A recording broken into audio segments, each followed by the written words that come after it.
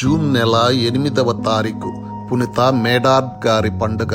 పునీత మేడార్డ్ గారు ఫ్రాన్స్ దేశంలోని ఏకార్డ్ ప్రాంతంలో క్రీస్తు శకం 470లో పుట్టారు.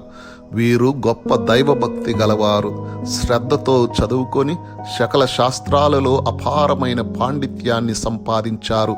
తన యుక్త వయస్సులో ఉండగా ఫ్రాన్స్ ఈశాన్య ప్రాంతంలో ఉన్న వెర్మెన్ పీఠాధిపతి క్రీస్తు శకం 503లో మేడార్డ్ గారిని గురువుగా అభిషేకించారు.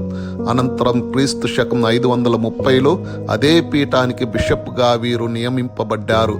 సరిహద్దుల సమీపంలోని ఆటవిక జాతుల వారు తరచూ దాడులు జరపటం వల్ల సమీపంలో పటిష్టమైన కోటలతో ఉన్న నోయోఫా పట్టణానికి తమ అధికార పీఠాన్ని మార్చుకున్నారు.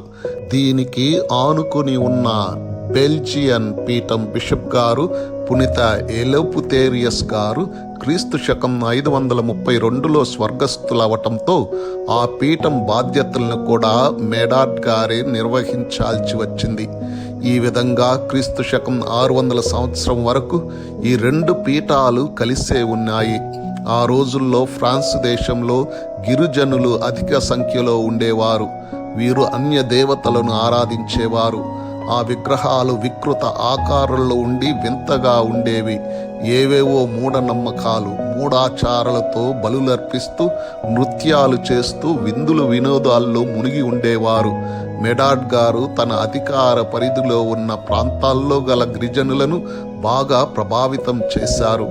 వారికి క్రీస్తు బోధనలను వినిపింపజేసి క్రీస్తు శ్రమలను కండ్లకు గట్టినట్టుగా బోధించి నిజమైన దేవుడు ఈ విధంగా ఉండాలని దైవ లక్షణాలు తెలియజెప్పి నిజ ఏక సర్వేశ్వరుని మాత్రమే ఆరాధించాలని వారికి విధాలుగా తెలియచేశారు. మేడార్డ్ గారు వారి మూఢనమ్మకాలను పోగొట్టి నాగరికులనుగా క్రీస్తు భక్తులనుగా మార్చేందుకు బహుగా ప్రయాసపడ్డారు. ఆ కాలంలో ప్రజాభిమానాన్ని సంపాదించిన బిషప్పులలో మేడార్డ్ గారు ప్రథములని చెప్పవచ్చు.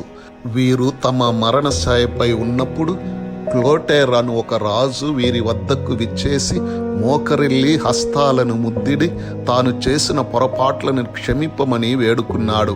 మంచి క్రైస్తవ విశ్వాసిలా జీవింప మాట ఇచ్చాడు. మేడార్డ్ గారు తన 88వ ఏట తన వృద్ధాప్యంలో దేవుని స్మరించుకుంటూ క్రీస్తు శకం 558లో పరలోక ప్రాప్తి నొందారు. ఉత్తర ఫ్రాన్స్లోని భక్తులు పునీత మేడార్డ్ గారిని భక్తితో నమస్కరిస్తారు, వేనోళ్ల కొనియాడుతారు. వారు తమ నాయకులుగా ఉంటూ తమ జీవితాలను మెరుగుపరచుటకు చేసిన ఘన కార్యాల్ని ప్రజలు నేటికి గొప్ప కథలుగా చెప్పుకుంటారు. పునీత మేడార్డ్ గారిని ఫ్రెంచ్ దేశీయులు వర్షం రప్పించే పాలకు పునీతులుగా వేడుకుంటారు. వీరి పండుగ రోజైన జూన్ 8వ తేదీన వర్షం పడినట్లయితే మరలా 40 రోజులకు వర్షం తప్పక కురుస్తుందని వారి బలమైన విశ్వాసం. బంగారు మాట: దేవుడు విశ్వసనీయమైన వాడు. మనం నమ్మకంగా ఆయనను సేవించినట్లయితే మన అవసరాలన్నిటినీ ఆయన సమకూరుస్తారు. పునీత మేడార్డ్ గారు మా కొరకు ప్రార్థించండి.